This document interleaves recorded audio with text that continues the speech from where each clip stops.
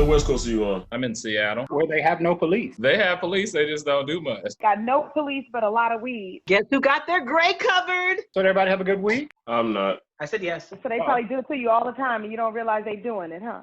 Are we just going to leave Ernest in the dark? I'm sure you have some idea. A pull out. I stay prayed up. Oh, I look so swole. Oh my God, I was dying. Like, yes, it'll come out. My mother doesn't give a damn. He's a little irritating. I love that. I'm double drinking. Well, now, hold on now. Your little friend is sticking out. Right? You see how I let that go, Ernest? Look, I can't save the world. I am good for an hour and a half. This could be really good. Does that say What? bubble? On my tongue. No. Terrible. Oh, I love it. I would really like to know how that feels. I got you. I would have to check your source. He's saved. Bella's like, I didn't know old people could be so fun. He's got his toy out. I wasn't ready. That is recycled pee. Oh, I'm sorry. I have one big sore, throbbing, itching. Oh my God, those are so nice. How many do you have in there? Is it heavy? Yep. Miss Taylor. Hola. I'm Shayna Taylor. What's going on? I'm a young fellow. Can you try that one more time? Byron made a noise and it switched on to him. Got you. I know. I mean, Bella, if you're gonna be behind me, you gotta get it right. Oh, that's what she said. Oh, I can't believe I didn't get that. Oh, this is the most interesting grown folk I've ever had the pleasure of talking to. Old people are crazy. I'm telling you, old people are crazy. Well, at least he said grown folks. Riley, come on, man. He's going to go back and tell his friends, you know. Let me find out she done dyed her hair now because she calling us old. What's poppin'? I'm Bella Young Fellow. I'm Ernest Collins. I'm Riley Knox. Greetings, this is Byron Garrett, and welcome to We Speak.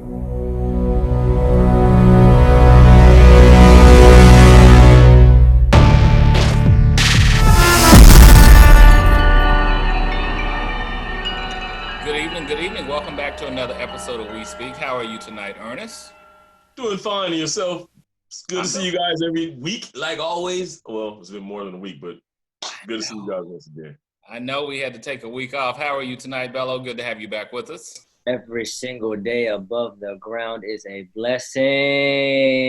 Yes, it is. I hear that. I Good told to y'all. see you. And you're right, it is indeed a blessing. And our two reigning divas are with us tonight as well. How are you tonight, Shayna? Awesome. Better than I deserve. Better than you deserve. That sounds like trouble. How are you tonight, Riley? Good to see you. You're looking at me, you tell me. You Come look on amazing, now. as Come always. on. It always is. Is that what kind of show it's going to be tonight? Oh, my gosh. Well, let's get into it. When I think about what's happening over this past week, you see, obviously, the Congressman John Lewis photo behind me in front of Edmund Pettus Bridge, rest his soul, as well as the Reverend C.T. Vivian. But also you think about things like Angela Davis when she penned this phrase, I am no longer accepting the things that I cannot change. I am changing the things I cannot accept. A term that would have been echoed by Representative Lewis as he said, if you see something that is not right, not fair, not just, you have a moral obligation to do something about it. So we recognize and think about the two of them this week. You know, Congressman Lewis took his last trip across the Edmund Pettus Bridge. If you saw the funeral services in Selma, Alabama, and then he laid in state in the Capitol Rotunda. And I don't know if you noticed it, but you probably missed it because our resident occupant-in-chief was not there. He declined to pay his respects in person as he would traditionally be done by any president. Also this week, the Marlins, as you may have seen, had to cancel their upcoming games because they had too many positive coronavirus tests. And then you also think about other things that have happened around the world. The conversation this week is focused on the ending of unemployment. You know, those checks are coming to an end. Shayna, we've talked about this a couple times. We're going to find out with the House and Senate if they pass something new before the funding actually expires effective July 31st. And then also this week in the news, the Nigerian doctor who our occupant-in-chief, posted about all of the great cures for hydroxychloroquine and how she's cured 300 patients only to be then blasted by medical professionals. That occurred also this week. It's been a lot, and it's only the middle of the week as we're taping this right now.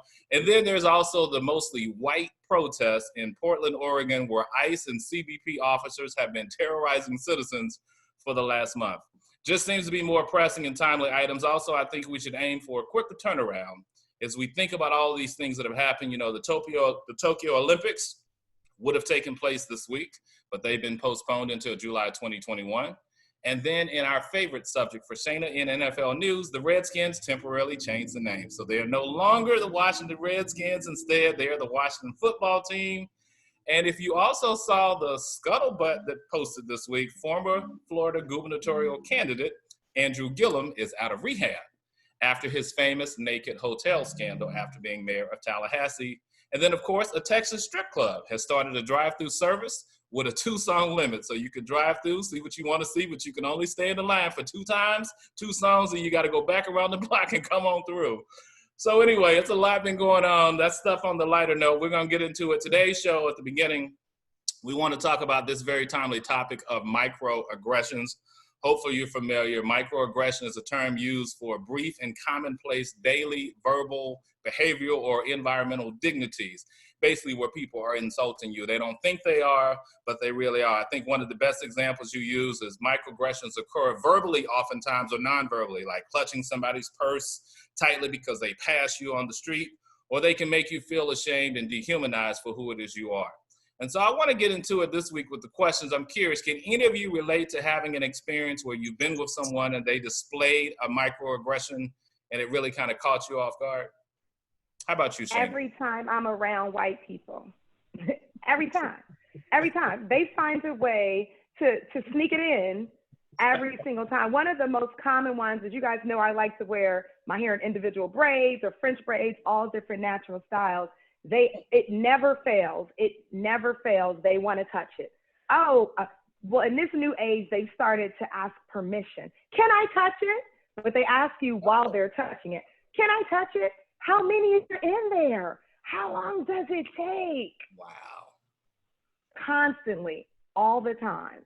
I've never been around 1 or 2 or 3 and it didn't come up every single time. In the workplace, or on vacation, in the other airport. one, I know people get off in earnest. I'll be curious. Have you ever had anyone that seems surprised because you speak so eloquently or that you're articulate, like you speak so well? Like, have you ever heard anyone say that to you? I have. And it's funny you say that, because that's the one thing that I get, that I speak so well. They don't add in to be a black dude or whatever, but I've heard that before. That's like micro, because they leave that part off. I may do it more often than I realize to some of my other. I know. Once I found out, but not intentionally now. Mine is genuine curiosity. Oh, like, give me an example. Tell me that black. I think I do it more than people do it to me. Watch yourself. No, that's a great question, because I was going to ask Riley. I know I can only imagine, given the space that you're in for a variety of reasons, entertainment and just life and living. I'm curious whether you think this happens, these actions are like unconscious, like people don't know that they're doing it and it just happens. Do you think more often it's intentional in terms of folks' approach? You know, I think sometimes people think they get a pass with me to be more invasive and more like, they think that it's okay because for several reasons, whatever reason. I got a triple. We've talked about this before on the show. I've got a triple whammy here. So people think that people will like to chalk things that they would think were rude to say to other people. They'll chalk it up to they're just curious with me, and they'll ask very personal things you would never ask anybody else, things that are very rude. And then I also sometimes don't know if people are, especially when it comes to another race, I don't know if they're doing it because I'm black or because I'm trans or because I'm like, I don't know. Cause I have people sometimes say to me, like, you're really pretty. Like they're trying to, like, I don't know, understand why you're pretty. Like, or people will say, well, you don't look like a man at all. Well, I know I don't look like what, it's really, people say things like that to me, like it's like they think they're giving me a compliment and it's so rude, or they'll ask me things about body parts or things like that. And that's just across the board. And, it's the same way that people say sometimes to full-figured women, like, you have a really pretty face, or like little things like that. And so I get it on several levels. So I don't ever assume it's just because I'm Black or because I'm trans. I think it's because it's all of those things. It's really weird. And that people think that they get a pass because, one, I'm in entertainment, so they think like, well, then you're in the public eye, so you really don't deserve privacy. And then 2, you're also, transgender, so you're like the freak show. And then 3, you're a Black woman, so it's just sort of like all these things together. They think they can say about little things, and it's usually a superficial based thing, like it's looks or like your appearance. That's interesting. Brello, I was watching your facial expressions, so I'm curious in terms of if you've encountered somebody exercising a microaggression to you, and if so, how did you respond, or what, if you don't mind sharing, what was the actual aggression? And Riley obviously gave a couple examples, and so did Ernest and Shayna, but curious from your perspective, Bello. Yeah, I've definitely experienced a microaggression before. A great example is this is the greatest example, and this is the worst case. I was in college. So a little bit of background. I went to Penn State, and if anybody knows Penn State, it's in the center of Pennsylvania, and that's like an all-white area. So going into this, I already knew that I'm gonna be like a minority here. And I remember this one night, it was karaoke night, and all these students came into this little social hub area where we went to do like this karaoke thing. And the people that were hosting it were, of course, these white guys. And so I wanted to impress this girl because I liked her so much. And she was there, and we were there. I was there with her friends, and I wanted to impress her and her friends. So I was like, all right, bet, I'm going to put myself out there. I'm going to go do the karaoke. I go up to the stage and try to volunteer. The guy that has the mic says, all right, cool, you're next. I go up there. I have to request my song to do the karaoke. And the guy immediately says, before I even tell him anything, he automatically says, no rap music. And I'm like, this is karaoke. Most people don't even rap for karaoke. You're supposed to sing. Right. I didn't even say anything. I was so baffled. And that's the thing about microaggressions or just racism in general. Especially when you're a victim of it, it just catches you so off guard that you don't even know what to say. You're kind of you're just like, out of words. I didn't even say anything. I was like, that's fine. I ended up singing Michael Jackson. That was the original point. I sang Michael Jackson's, what was it? I think I sang We Are the World, right? Or PYT. I don't know. I can't sing. But the point is, though, I didn't even have any intention of rapping. I had a full intention of singing a song by one of the greatest pop stars ever that have ever lived. And for that white dude to automatically assume no rap music, I don't know if he thought it was funny. I didn't laugh. The white guys around him didn't laugh. So yeah, and that's my worst example. That was a disgusting moment. But yeah. And well, you got to finish the story. So did you get the date or not? No. Did you impress the girl? I did not.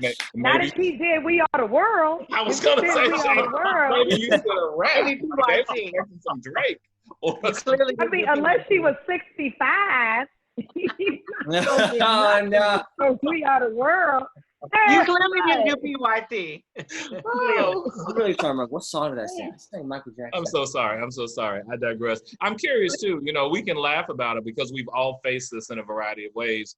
But for somebody who may not have the emotional capacity to deal with it, what advice would you give them? Like, how would you expect somebody to engage when this has happened to them? So I'm curious. I don't know, Shayna, if you have an initial thought. I have to counsel friends often on what not to do and what is a better way to respond. Well, I'm petty as hell. So when they come with their microaggressions, I just give them aggression. No, or I just get really passive aggressive, and I just turn the table around, and then I'll say something so weird. So like when they say, "Oh, it's so many braids in there. How many are in there?" I go, "I don't know. Let's count." and then they look at me, and then they realize how stupid what they just said was. So yeah, I'll just be aggressive with it and just turn it around. I don't know how many curls you got in there, Curly Sue. Like, yeah, but see, that's the thing. You're very quick, Shayna, and just like Bello said, it's one of those things that you're not expecting it, so it just catches you off guard, and you're like, before you know it, you're insulted, but like can't respond, but you're very quick. Like a lot of people aren't. I come from a long line of cussers. And women with slick tongues. So you're very quick, and I'm just used to it. It's just like my life. So it's kind of like I'm quick with that. But like, I don't know how somebody would deal with it if you're like just not really quick or not really used to it. I don't know. What would you suggest, Byron? Well, I do a couple things, or I've shared with folks they can do a couple things. Because you're right, sometimes it catches you off guard. When you process that, you're like, did I really just hear that? Is that what you meant? I believe you owe it to the person to go back and surface the conversation, and it could be in a non-offensive manner because you don't necessarily know their intention behind it. That's one thing. I don't think you let it slide. I think if you can't answer it in the moment, you owe it to yourself and that person to come back. And if it's in a group setting where I've seen it occur, I call other people to account, especially if you're of the same race, the same ethnicity, depending upon what the demographic may be. Because if other people heard it and they gave that person a pass, it's almost as if everybody gives it credence. So I'll oftentimes, in addition to addressing that person, I recommend that it becomes a group conversation, because you may find some other folks or allies that are like, I didn't really know what to say, but I wasn't comfortable with how they said it. But it also shouldn't be that person's burden to figure out, how do I resolve your microaggression when other people experience the same thing, even though they may not have been the intended. That's just a couple thoughts. I'm curious, Ernest, you were going to say something, I think? I'm saying maybe I'm fortunate. I mean, and I think the language, I hear it around the office a lot. You speak well. That's probably going to be the most common one that I've had. But for some reason, I don't know if I maybe don't hang around in as much of a diverse crowd as most of you guys do. When I'm around, people are often careful about what they say. They're often kind of hesitant to say a lot of things, maybe for intimidating factors. I don't know. But I don't run into as much blatant things as I've heard examples of here. Like, Bello, I would have loved yours. I would love somebody to say, hey, no rap. Oh, man, I could think of a million things I could have possibly said, just to fire back to let them know. And maybe that's not the right answer because it's not a teaching moment for me. It's a fire back like Shayna would do. It's like, whoa, you can't say, let me show you how wrong what you said is by firing back at you. Now, I'm not saying that's right. Maybe that have to happen to me more often, so I could give but it just doesn't happen that often to me, other than the ones you can get away with, like you speak so well. And a different way to think about it, Riley, I'm curious, do you think that this new level of sensitivity, because people are sensitive about so much that seems to be emerging in our society, that something rules or helps us in a way in the long term that it's going to help or hurt us? Do you think because we are becoming more sensitive, the media says we're desensitized if you don't pay attention, or you're oversensitized because you're too worried, but do you think that either of those, when you think about sensitivity, that it helps or hurts us in the long run?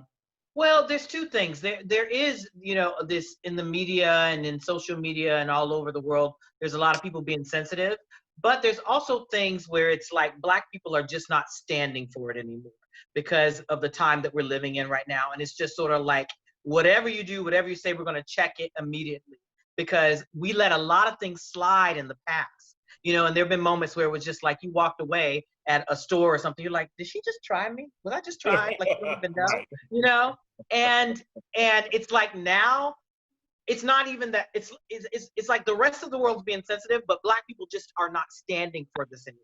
We're just not. Like, there's a lot of things that we're just not letting slide. Nothing's sliding anymore. So people who are not Black have to be on their P's and Q's. Yeah. And I'm curious, Bello, as generations are changing, we're not always going to refer to you as the youngest on the panel. But in this case, I am curious with this notion of sensitivity, because it seems like younger generations certainly have a greater appreciation. And you've mentioned that on previous episodes, that they see things less polarizing than older folks do. I'm curious, do you think the sensitivity is going to be good or bad in the long term from your perspective? Yeah, that's a great question, actually. That's a very good question.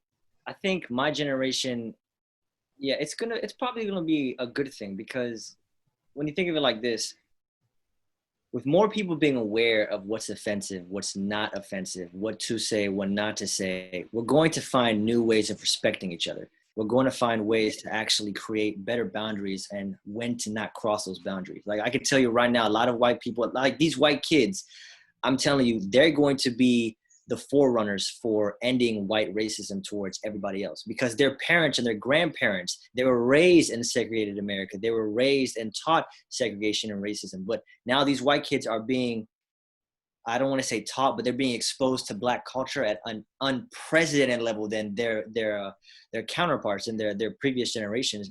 That exposure to our culture and the other cultures around the world grants them an obligation and also an opportunity to respect us at a way better level than their parents or grandparents. And also, what's what I'm trying to say?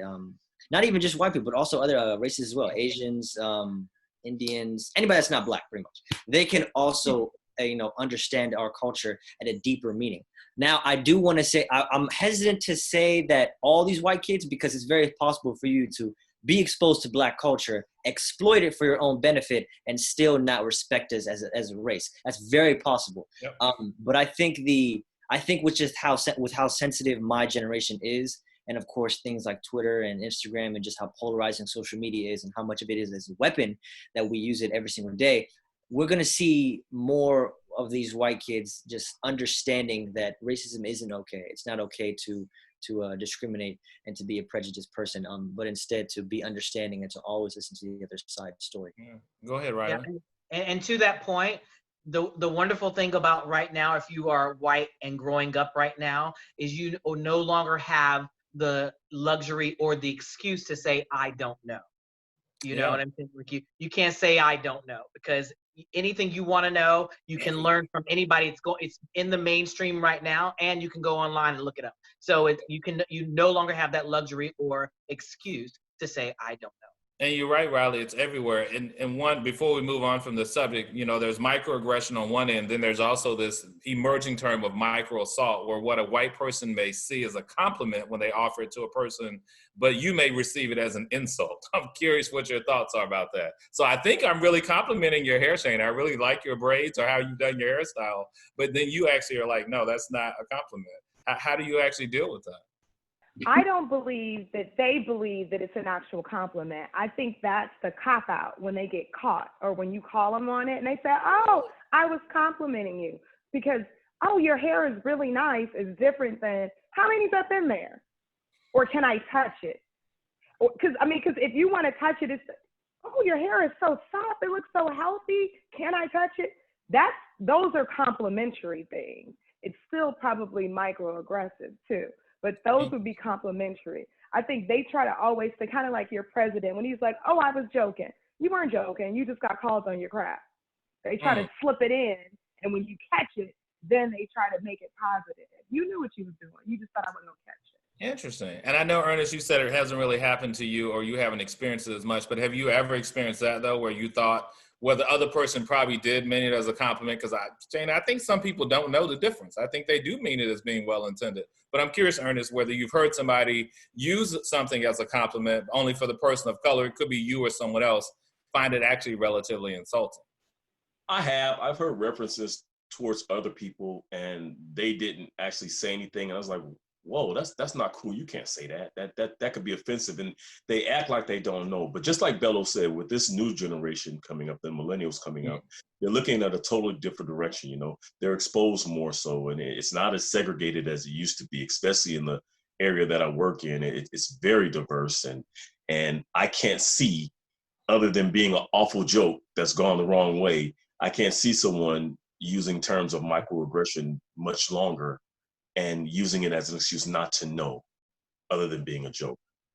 Or even micro assault. I've been trying to process all of that. I'm like, I think I've experienced both of that. Just being in the airport the other day, and I'm like, really, why are you looking at me while I'm in this particular line? Like, I'm just trying to figure out, like, I'm not supposed to be in this same space as you, and then have the nerve to touch me, which I'm like. They'll ask you the question. Oh, yeah. They'll ask you they feel so bold and entitled that they will question you. Oh, no, this is the such as, yeah, I know. That's why I'm here. Like, they're serious about it. So Mackenzie Scott, who's the former wife of Amazon founder Jeff Bezos, you all know as the richest man in the world right now, she received $38 billion, that's right, with a B, she's a real baller, in her divorce settlement, truly putting her money where her mouth is, though. She announced this past week she's donating nearly $2 billion, so I want you to think $38 billion, but she's donating $2 billion to a whole bunch of charities. This was her quote: Like many, I watched the first half of 2020 with a mixture of heartbreak and horror.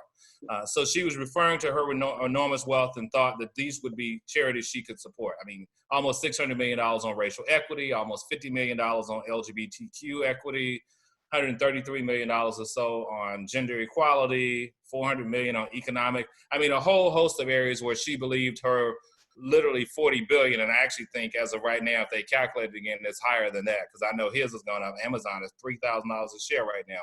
But I'm curious, do you think people like Mackenzie in this particular case, literally she's already committed to donate $2 billion out of her 38? What are your thoughts about that and the types of things she wants to address? Bello, how does that sound when you hear that? Money always sounds good to me when it's being donated to the right causes. I think it's great though. I really think I appreciate her what she's doing. I mean, for real, like out of all the things I heard about people saying, I want to help the Black community, I want to do this, I want to do that. Here's someone who's actually going to like get on the court and start shooting. You know what I'm saying? Like we're not seeing a lot of that. $2 billion is a lot of money. And I'm pretty sure a lot of people are saying, oh, she could donate more, she's a billionaire. I don't want to be the sourpuss here, but like, you know, it's baby steps. It's baby steps for me. Like, I think in time, we're going to see a trend of more and more people donating more and more money, maybe even more than 2 billion. Hell, but for me, like, I'm happy that I'm seeing somebody actually start shooting the ball. That's nice. That's nice. All right. And Shayna, I'm curious, you're the businesswoman, not that anyone else is not, but business is really your forte. So I'm curious in this case, she's got 38 billion. She donates to, does that really seem like a lot? I mean, it's 38 billion. You only got 2 of it that you can get all these causes? It is a lot. I feel like that's a lot of money. I mean, it's tough to get people to tithe, right? And they feel, I mean, like really, it's tough to get people to tithe 10%. Well, wait a minute. So, 2 billion ain't 10% of 38. No. I know. That's what I'm saying. It's tough to get people to tithe 10%, and it's going to somewhere where they ultimately think that it'll come back folded over, right? So they don't want to give 10%, barely 5%, probably not even 2%. And they are, and you know, they feel expectation with the tithe that something will come back. Because we're taught that, right? It'll come back 10 times 12, use that. But she's donating that's a lot of money. And I don't know if they said it's going to be structured over a period of time, or if that's what she's just doing this year, because you know she's going to give more next year. And then I'm sure she's going to still be giving money to the church. She's still going to be tithing. So that's a huge amount. That's a huge amount. I love it. And aside from the dollar amount, I like how she's spreading it out, and she's chosen some really good places to place the money. Yeah, she's even doing stuff on dealing with empathy and bridging divides, economics, gender, climate change, global development, a whole host of things. I'm curious, Riley, what's your thought? $2 billion sounds like a lot, make a significant difference, make a lot of headway? Well, you know, you were saying that she's worth 38 billion and gave 2 billion. Well, guess what? She's not required to give anything. Okay. She doesn't have to do anything. So out of the kindness of her, I mean, like we mess around, she might be the one to give Black people back give them reparations. But the point is, for someone to say that that's not even 10%, she doesn't have to do this at all. $2 billion was Oprah's net worth 2 years ago. Her whole net worth. So let's just look at it that way. She gave Oprah's entire net worth last year. So $2 billion is a lot of money. And I think that's absolutely amazing. And I hope that, like Bello says, I hope it sets a trend for other people who are wealthy to, out of the kindness of their heart, call it white guilt, call it whatever you want to call it. I really just think she genuinely wanted to help. And however it comes, that's absolutely amazing. I think that's absolutely amazing, because that's a lot of money. Even if it's just pocket change to you and you're worth a ton of money, it's a lot to other people. It's the same way when you give to the homeless people, and you might give them $5 and you might have like, you know, 200,000 in the bank, but to them it's everything. So I think that's fantastic.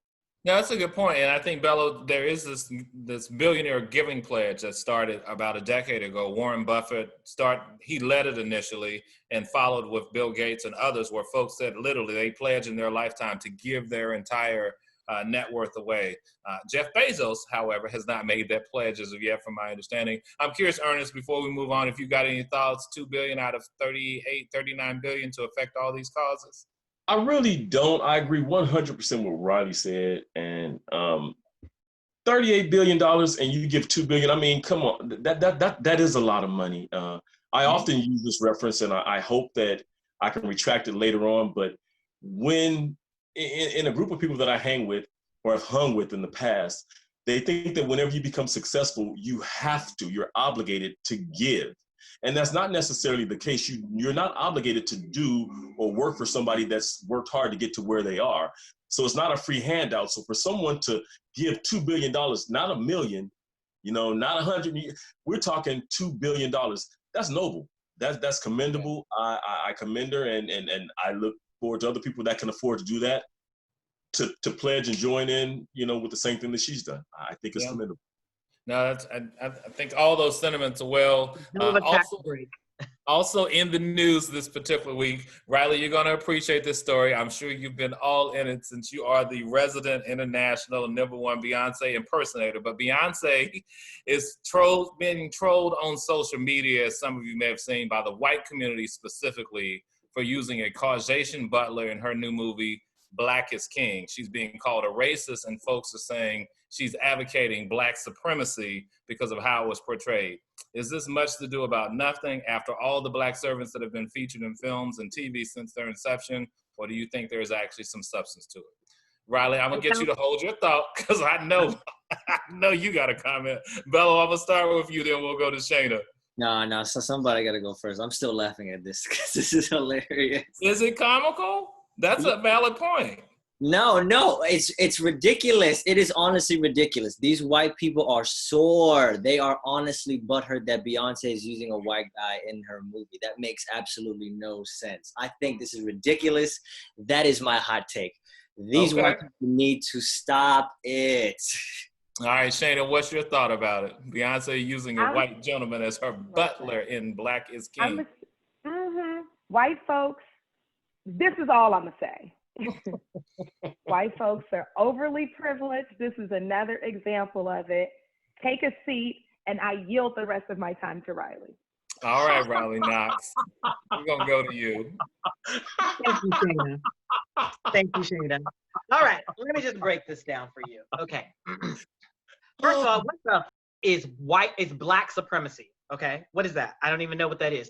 Number one, that sounds like Trump supporters to me. However, it's so interesting to me that you were okay seeing Black people portrayed this way for so many years, but now you got a problem with white people being portrayed that way. And it's very interesting for me, and I can speak from, being a Beyonce expert. For so many years, Beyonce catered to so many, to mainstream. She had what's called crossover appeal. It's what Janet Jackson has. It's what Michael Jackson has. It's what Tina Turner has. It's called crossover appeal, meaning you are so famous that you cross over to Black, white, like you're not even thought of as being, a race. Those people that I just mentioned really were not thought of as being a race. It wasn't that they were anti-Black or anti-white or anything. They were just accepted by everyone. There were people who might be racist but would still listen to a Janet Jackson song or a Michael Jackson song. But see, here's the thing. What people sometimes forget is those people are still Black. So when they come out with songs like Formation, or they come out that talks about their Blackness and their Creole and all these different things that they're, are in their blood and in their heritage, or when they come out with things like Black is King, everything is not for you. You know what I mean? You might think because everything was for you before, because Crazy in Love was for you, or had a universal appeal, or because Greenlight or B-Day, all those other albums had universal appeal, and now all of a sudden she's really focused on her Black people, and it's so crazy because her mom, it's not crazy, but it's interesting because her mom even tried to say to her, you're becoming obsessed with this, because she right now, everyone around her says Beyonce is really obsessed with Black people and Black culture and really spreading, pushing forward Black people. And she was, it's like you're almost obsessed with it. And she was just like, but this is what we need right now. And I don't know if you guys ever saw, there was a clip and it was hilarious. It was on Saturday Night Live. And it was basically called The Day That White People Found Out That Beyonce Was Black. Did you guys ever see this? Oh, we got to insert the link. I haven't seen it. Beyonce released a new music video that embraces her Black heritage. Beyonce video is unapologetically Black. Tribute to the Black Lives Matter movement. Case for Black Claims message. her blackness like never before. Honey, get in here! Video, yes. What is it? What's wrong? Black. Out of nowhere. I think Beyonce is Black. The day Beyonce turned Black. We have to go. We have to leave America. Beyonce is Black. Amy, I'm Black. What? No, you're not. You're like my girl. Yeah, but I can still be Black. There's Black people all over the world. That guy's Black. Well, I know he's Black. Hilarious. It's hilarious. And it's so funny because there were white people on there that said, they're like, wait a minute, Beyonce's Black? And they're like, wait, this isn't for us? But wait a minute, everything is usually for us. Right. And they're like, no. And it was when Formation came out, they're like, you know, Beyonce was talking about her Blackness, and that was where she was pushing that forward. It's like she did everything for universal appeal, and then she really pushed forward with the agenda that she wants to have. And it's just so crazy to me that somebody would choose to have a problem. I think because Black people are so in the forefront and you know, Black Lives Matter is being pushed so much, people have to find a way to be like, well, they're racist for doing this, or like find the fault in every little thing. Because let me tell you, Nick Cannon for them was like, yes, we got something, you know, that look, see, they're no better than us. And that's truly what people are doing right now. And like I said, my first point, I go back to that to sum it all up. You were okay, as we talked about with The Butler, or we talked about with Gone with the Wind. You were okay for it to happen to Black people, and you sit back and let it happen. But now all of a sudden you have a problem that it's somebody white. Think about that. It could have been a Latino. It could have been a Latino. It could have been an Asian. It could have been anyone else, and they would not have said a word.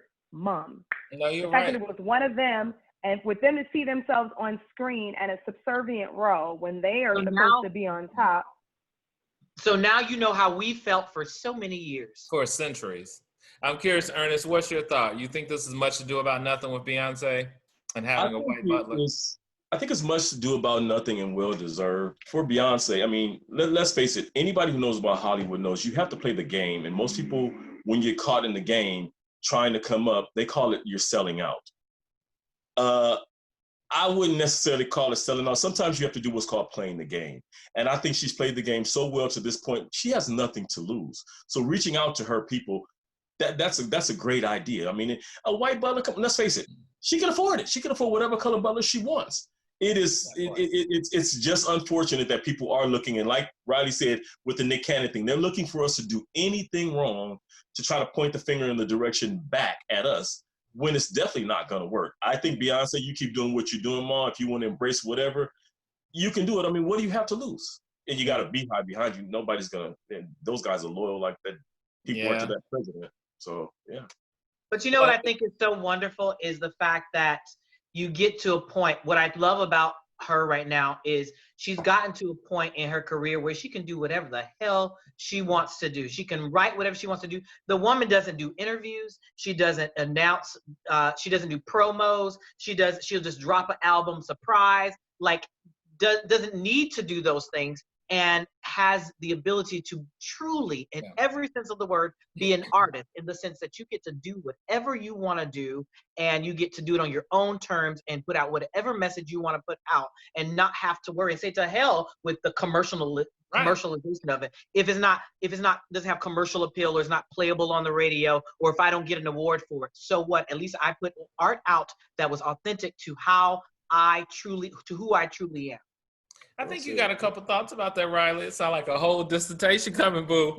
You know, in that same vein with what you and Ernest was saying, the reality is people have to realize, not only is she an artist and she can create whatever art she wants because she's funding it and self-finance, but even if that were not the case and she didn't have the platform and profile If any of you have been on business travel, I've stayed at hotels before where I had a suite, thankfully, and that suite, if you're at the St. Regis, comes with a butler. And in most markets in this country, the butler is going to be white. Now, whether his name is Alfred or John or Betsy, have no idea. But I don't believe we get into a conversation saying, I can't believe you have the nerve and audacity to have a white person's butler, as if there is, one, something wrong with having a noble profession, call it what it is, and two, that it's not possible for you to actually have that particular role in life, because depending upon what country you're in the world, ain't no telling who you're going to see waiting on you. Go visit the kids that live in the Bahamas. All their staff also happen to either be black or white, and they'll tell you in a minute, no, my daddy owns this hotel, and I'm Bahamian, and be happy about it. What were you going to say, Riley? How racist for people to think that, think about it.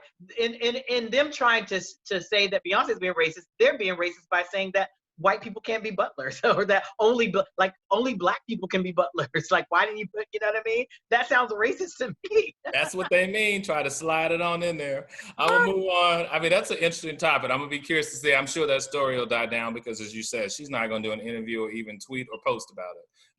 Other thing happened with the NFL a few weeks ago. We talked about how the NFL canceled the preseason games after reports that at least 59 players tested positive for COVID. So you also recall we were saying that in the preseason, they were going to be singing the National Negro Anthem, Lift Every Voice and Sing, and finish it with We Shall Overcome. So I'm curious, do you think that the NFL will incorporate the National Negro Anthem into the regular season since they couldn't fulfill the preseason commitment?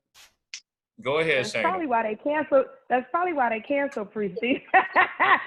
I knew it. They gonna say we can't keep this facade up. We said it. That's what we said, but we gonna change. Just forget it. We don't want to tell the people we not gonna do it. We just canceling preseason altogether. No, they're not. What do you think, Ernest? I'm just curious. You think they're gonna move it into the regular season?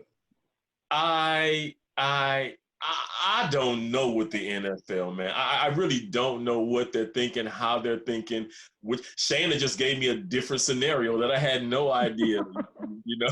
Whoa, you know what? It's not gonna work. Cancel preseason. That's just it. So it's no telling with the NFL. I'm still waiting and laughing, just like I'm waiting for 45 to say something. It's often entertaining and waiting to see the result. Well, you can wait. The only thing you got to do is check Twitter right now. I'm sure by the time I get this word out, we would have something new. Bella, I'm curious. I'm going to give you the final thought before we move on. In this particular case, do you think that the NFL would possibly move that into the regular season? Lift every voice and sing? If they did, and I really hope they do, I want to see every single NFL team apologize to Colin Kaepernick and offer him the highest paid position on their team, because that's exactly what needs to happen. If I see these men singing Negro spirituals before the first quarter, I don't want them to give him a bigger check. I want them to give him a whole franchise. That's what they need. Yeah. I have a prediction now. Here's what's gonna happen. Uh-oh. So I'm looking at the calendar. So Super Bowl is gonna be February 7th. Black History Month. It would be the perfect opportunity to have the Black National Anthem sang at Super Bowl. It's February. As the only anthem for the game? Mm-hmm. No, not the only anthem. Yeah. Why can't it be the only anthem? It is the national anthem, but we're American. But they have other people that are playing that aren't Negroes, and they should have their anthem played as well. So it's the game, and since the game's gonna be in America, let them do their thing. But I'm glad that that's the only Sunday that we're gonna have a game. Well, that's the only day in February that we'll have a game during it'll be Super Bowl. So the biggest game of all time for the NFL. I think that we'll have the producers send a letter to the NFL. Make that request. We don't know if anybody's made the request, but that's what needs to happen. I don't care about Colin Kaepernick getting a job. Sorry, Bello. And I don't think nobody going to owe him no apology. Y'all know how I feel about that. If anybody was watching the Taylor and Collins show, y'all know how I feel about that one. But, no. Well, Black National Anthem at the Super Bowl. Well, and we know the occupant wouldn't stand for it. So as we were just checking Twitter, as we mentioned, there's no telling what the occupant would tweet out. One of the tweets moments ago was around telling folks in the suburbs they should not have to be burdened with folks with low-income housing. So can you imagine in communities, I mean, in the DMV, I use the example all the time that over in Alexandria, Virginia, there used to be this entire strips of low-income housing, the projects, adjacent to Alfred Street Baptist Church. And now all but maybe one block of those have been taken. So all of those folks have been displaced. And I think the cheapest piece of property you can buy right now is like $800,000 or $900,000 for a one-bedroom apartment. So where would we expect these folks to go when we dismantle low-income housing and now you kind of push people out to the suburbs? I'm curious, Ernest, why are you chuckling? PG, that's what they're trying to do. So they better go sit in the Forestville. And it's funny because it's not even a lie. It's the truth. I'm telling you. District Heights, Capitol Heights, go to the Heights or the Hills. Right. To the Heights or the Hills. Listen, when I first moved here from California, I moved to Virginia. I happened to move to Alexandria, Virginia. And when I worked for the school system in Alexandria, the students were showing me where they lived. It's called the projects. So coming from LA, Nickerson Gardens, Imperial Courts, when I drove by their projects, I was like, okay, where's the projects? These are the best projects I've ever seen in quite some time in my life. I mean, these were not freaking projects. These were nice. Man, in Cali, that's a totally different thing. So you're right. And then, like you said, it changed. They started breaking the rec center down and they rebuilt that. And then they tore down the projects and built these homes and dwellings that were starting at $800,000. So it's almost, and this was over 10 years ago when this happened. So I guess Alexandria's not having it, and their project's gonna always be amazing. Depending upon where you are. Now we chuckle and joke and say that they're gonna move from Alexandria, DC out to Prince George's County. But the broader question is, flip that instead of PG County thinking that's where folks will move to, but they're going to move over to Alexandria, Arlington. They're going to move out to McLean. Can you imagine? And that's part of the conversation. And basically that you got to think Trump was in Iowa speaking to an all-white audience, and that was the concern he expressed, that basically these low-income folks are now going to infiltrate the suburbs. I thought we solved segregation and desegregation a long time ago, but go ahead, Shane. Well, now hold on now. Now hold on now. Now hold on now. Because now you talk about classism, and I'm with it. So, because the thing is because you know what, people pay $800,000, $900,000 and up. They do not want projects adjacent. They don't want to look out their window and see the projects, and they're going to be. I'm going to be concerned. No, I'm kidding. They're going to be concerned about. They're going to be concerned about if somebody going to break into their house. If these people are, because it's the haves and the have-nots. They can't really coexist and live in the same space. That's not a stereotype. That's not a stereotype. It's the truth. You got haves and the have-nots, and it's unfortunate because the have-nots are going to watch the haves come out their house in their nice cars. They look at the nice house. They're going to see the nice clothes and the nice shoes. And the more and more they see that, let's say they feel like I'm never going to be able to get this for myself. The odds of them going over there and trying to take theirs is going to increase over a period of time that they're constantly seeing. Like, I feel like it beats them up. I would not want to sit and watch somebody just affluent. And then you're going to see also not just how affluent they are, but you're going to also see how wasteful they are living right there, right? So at some point you end up being disgruntled. Shayna, that's interesting because I thought I would never say this. You almost sound like you agree with the occupant. About the suburbs and keeping that shit separated? Yes. Don't put them across the street from me. Mm-hmm. Wait. I mean, you know, a broke clock could be right twice a day. Wait. A broke clock could be right twice a day. Hold on, I hate to say this. I agree 100% with Shane. I love my people. I really do. I do. But I'm with Shane with the class. Certain things I love about my people, but certain things I just don't want to be around. I hate the way I feel. I really do. I really do. But I'm living in a situation right now that doesn't change my mind at all. I love y'all. Y'all can have this, but I want to go somewhere else. I'm not going to change my views. I want to still hold on when I can, but I just don't want to be in this immediate.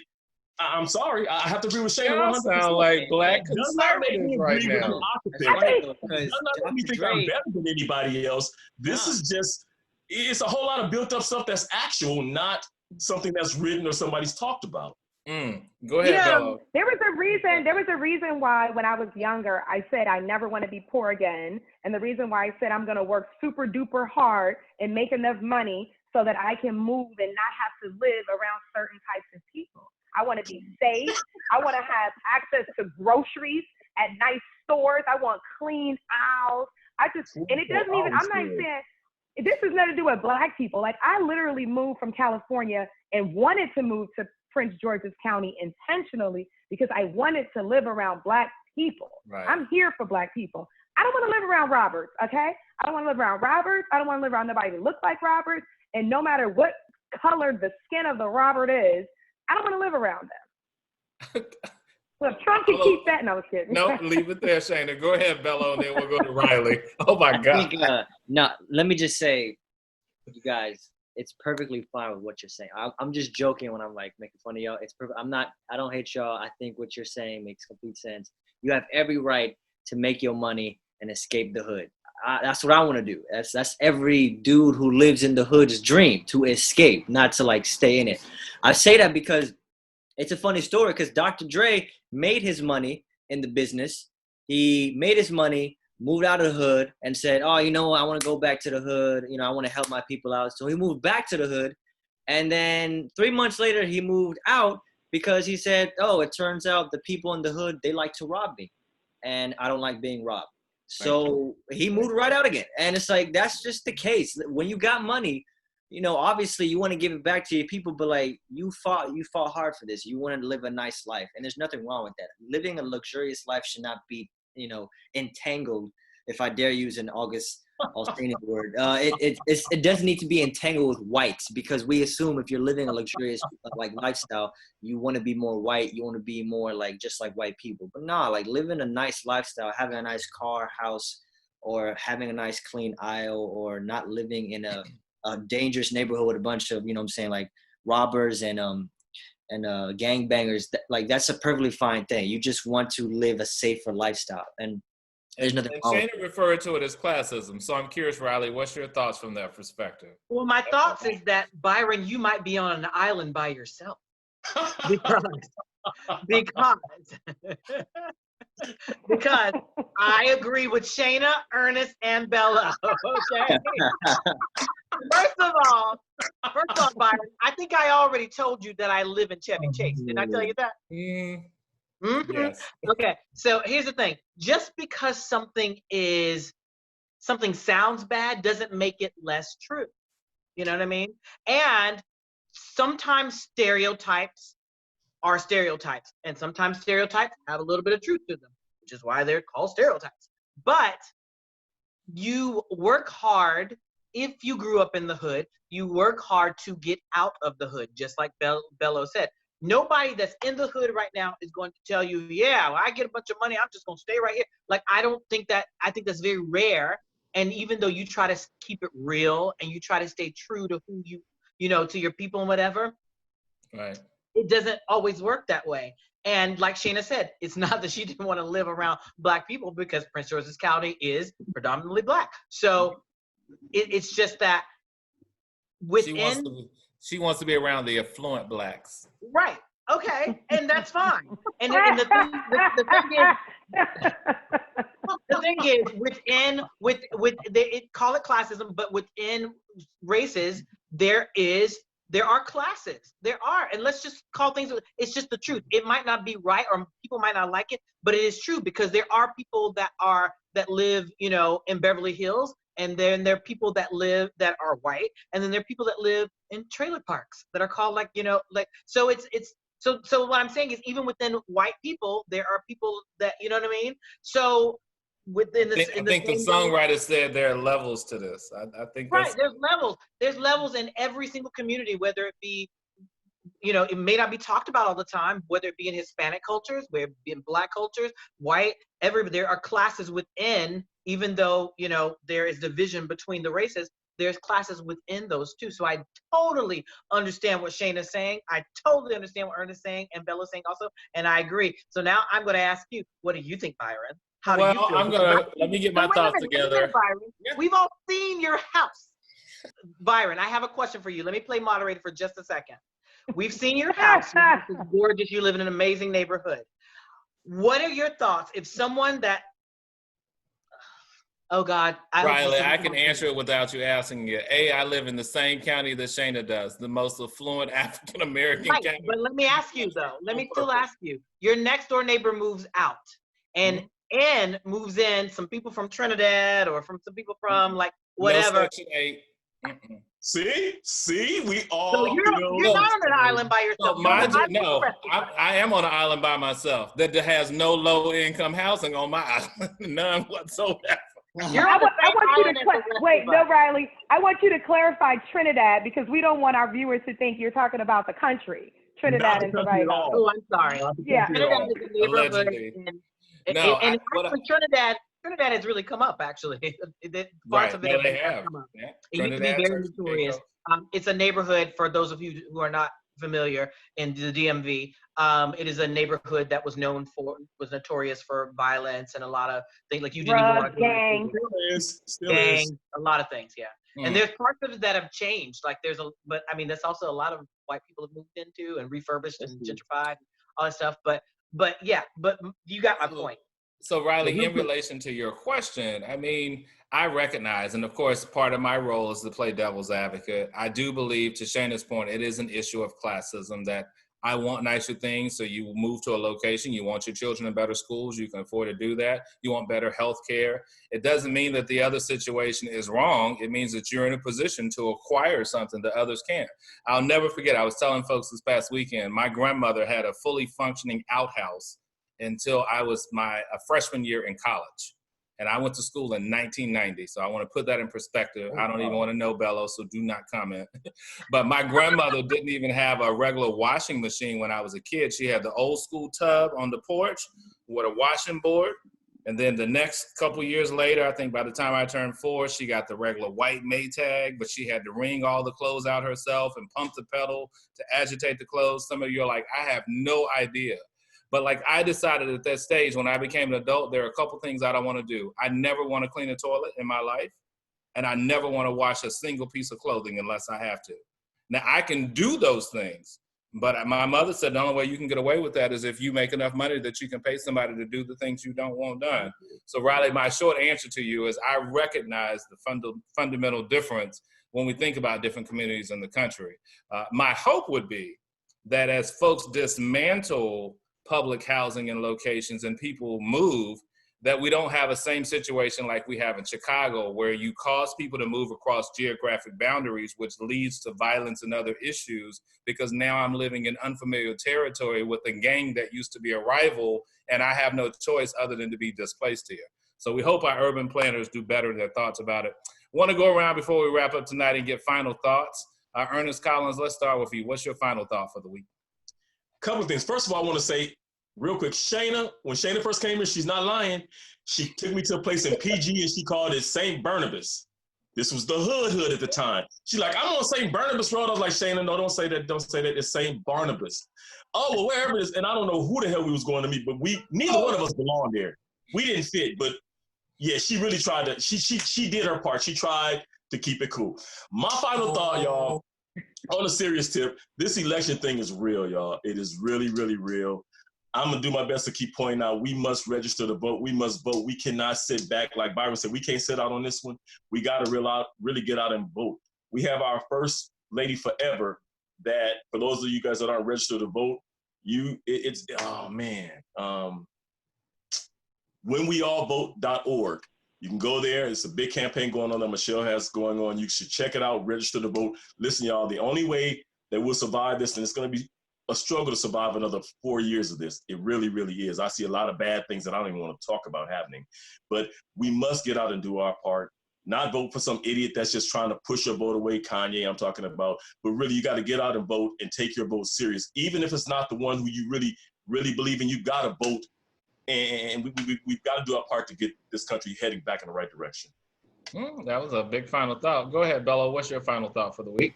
Yeah, that's going to be hard for me to top because he kind of just took it all away. But I mean, for there's one thing I do want to copy from Ernest is definitely like, y'all, we got to vote. We got to vote. And not just for president, for your local officials, for your senators, for your house, for your mayor, everything. Because it's a pyramid, you know what I'm saying? Don't just focus on the top, focus on every single level of the pyramid. And more importantly, Black Lives Matter, stay woke, stay beautiful, stay healthy. And try to stay corona free. And Shayna Taylor? So my final thought, if I think about what Ernest and Bello have said, I want to kind of take it a little step further, but in a different direction. Because I think, and I'm going to speak this into existence so that we can kind of counter it and know what to do. I think that the occupant is not intending to let us vote. I think that he is going to change the election. He is not doing anything to stop coronavirus, and I think he's doing that intentionally so that it'll get worse, and then we'll be back on lockdown, and then nobody can get out to vote. And he's already made it clear that he's not going to let people do the mail-in ballot. So I'm thinking he's going to try to do an executive order that says, everybody's locked in, we can't go out, nobody's gonna be able to vote, I'm just gonna remain president until this situation changes.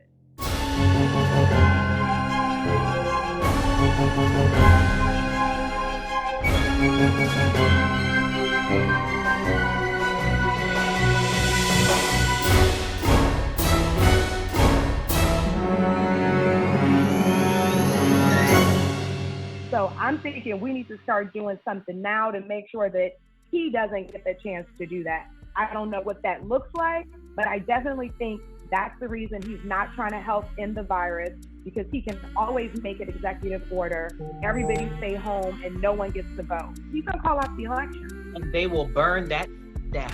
That's what to the ground. And he'll still be president. He'll still be president while we burning it down.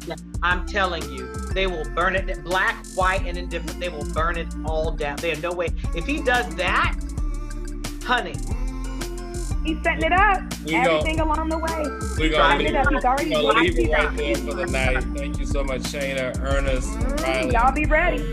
And we want to leave you today with one more quote from Congressman John Lewis, rest his soul. He said, "You cannot be afraid to speak up and speak out for what you believe. You have to have courage, raw courage. Get out there and push. Stand up, speak out, and get in the way. Get in trouble. Get in good trouble, necessary trouble." And as always, we thank you for watching and ask that you join us again when next we